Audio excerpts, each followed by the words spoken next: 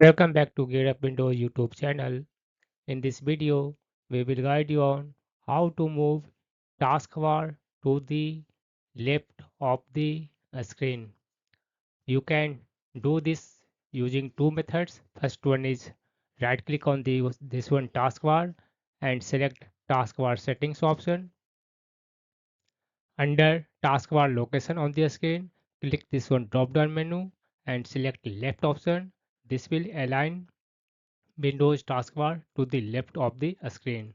In case you don't love this option and you want to quickly move the taskbar to the left side of the screen, right click on this one free space on the taskbar, select here uncheck this one option lock the taskbar.